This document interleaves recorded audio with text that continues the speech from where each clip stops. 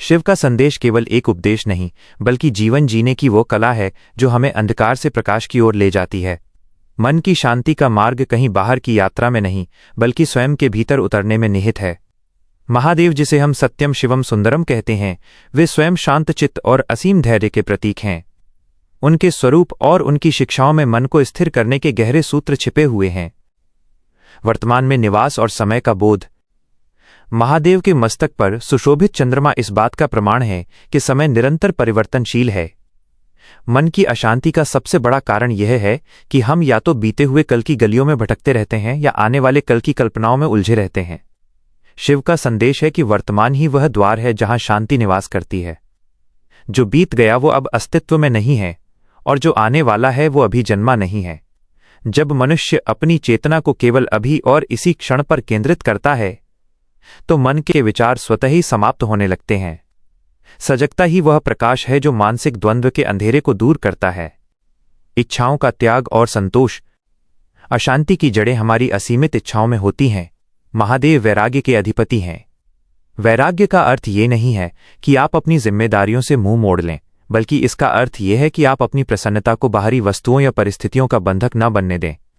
जब हम ये मान लेते हैं कि अमुक वस्तु मिलने पर ही हम सुखी होंगे, तो हम अशांति को निमंत्रण देते हैं। शिव सिखाते हैं कि संतोष ही सबसे बड़ा धन है। जितना कम हम बाहरी जगत से अपेक्षा रखते हैं, उतना ही अधिक हमारा मन शांत और स्थिर होता जाता है। शिव का दिगंबर स्वरूप यह दर्शाता है कि आत्मा को किसी बाहरी आवरण या आडंबर की आवश्यकता नहीं है।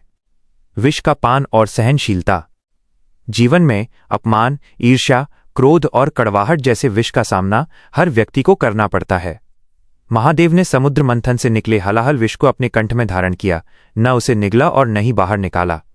यह संदेश है कि संसार की नकारात्मकता को अपने हृदय तक न पहुंचने दें। यदि आप उस नकारात्मकता को दूसरों पर उगलेंगे तो संसार दूषित होगा, और यदि उसे अपने भीतर उतार लेंगे तो आपका अपना अस्तित्व प्रभावित होगा। मन की शांति के लिए यह आवश्यक है कि हम नकारात्मक भावनाओं को साक्षी भाव से देखें और उन्हें अपने भीतर के केंद्र को प्रभावित न करने दें। सहनशीलता और धैर्य ही वो शक्ति है जो कठिन से कठिन परिस्थिति में भी मनुष्य को विचलित होने से बचाती है। मौन की शक्ति और ध्यान। शिव आदि योगी हैं। योग और ध्यान का अंतिम लक्ष्य मन का मौन होना है। हमारी ऊर्जा का एक बड़ा हिस्सा व्यर्थ की बातों और अनावश्यक सोच में नष्ट हो जाता है। जब हम मौन का अभ्यास करते हैं तो वो ऊर्जा संचित होकर अंतर्मुखी होने लगती है। ध्यान का अर्थ यह नहीं है कि आप किसी एकांत गुफा में बैठें, बल्कि इसका अर्थ है कि आप अपने भीतर एक ऐसी गुफा निर्मित करें जहां संसार का कोलाहल प्रवेश न कर सके। जब आप स्वयं के साथ समय बिताते हैं और अपनी श्वासों की गति को देखते हैं तो मन की लहरें शांत होने लगती हैं। इसी शांति में ईश्वर की आवाज सुनाई देती है।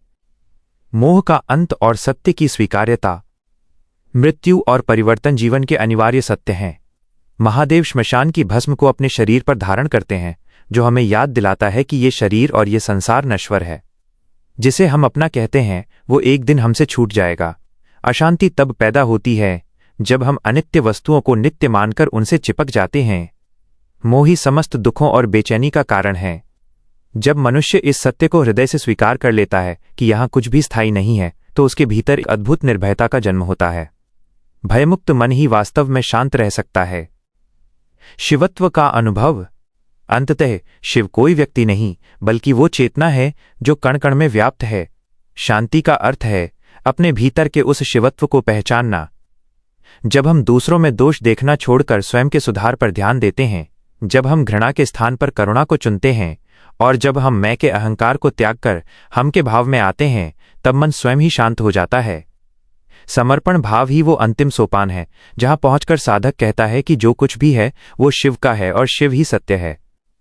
मन की शांति का यह मार्ग निरंतर अभ्यास और बोध का है। जैसे जैसे आप शिव के इन सूत्रों को अपने जीवन में उतारेंगे, आप पाएंगे कि बाहर चाहे कितना भी तूफान क्यों न हो, आपके भीतर एक अखंड शांति का दिया हमेशा जलता रहेगा।